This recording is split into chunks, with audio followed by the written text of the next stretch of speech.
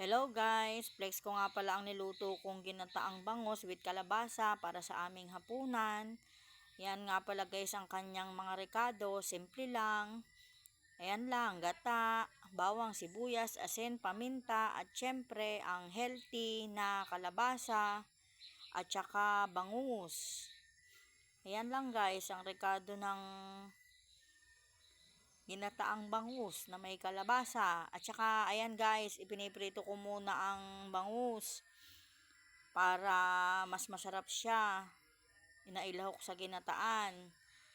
Yan yung second batch na pinirito ko na bangus. Kasi mas masarap pagka pirito. Tas ayan guys, hindi ako nagigisa pagka ginataan. Hulog-hulog lang lahat, sama-sama together. Ayan, kagaya ng kalabasa.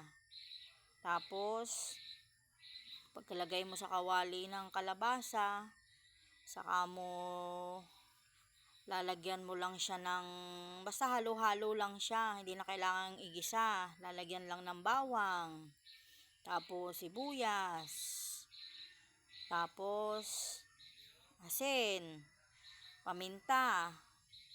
Ganyan lang ako guys pagka naggagata ako, hindi na ako naggigisa kasi syempre pag ginisa pa dagdag mantika kasi pagka ginataan syempre medyo makolesterol na yon.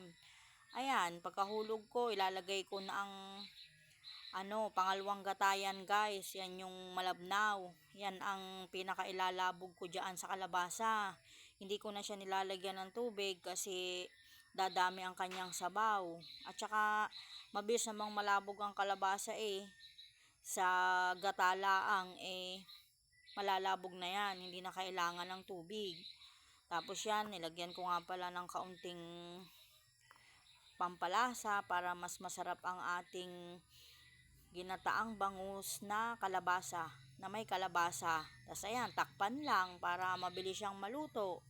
Tapos ayan guys, pagka medyo luto-luto na ang kalabasa, ayan, medyo malapit na siyang maputol, yung tsaka medyo kumatikatin ang kanyang sabaw na gata, saka ko palang ihuhulog yung piniritong bangus. Yan. Kasi hindi naman kailangang ilagay agad siya. Kasi pag inilagay mo siya agad, syempre, baka madurog kahit siya pinirito.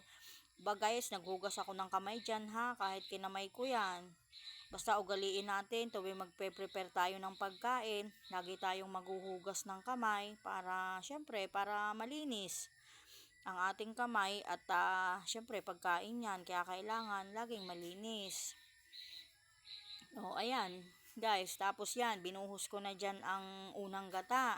Yan yung pinaka panghuling ilalagay mo na sabaw sa ginataang bangus.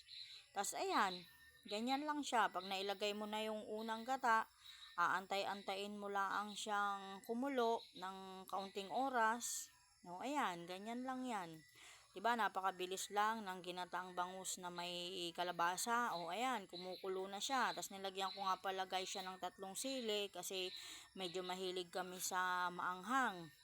Ayan, luto na ang aking ginataang bangus na may kalabasa para sa aming hapunan. Ayan, napakabilis lang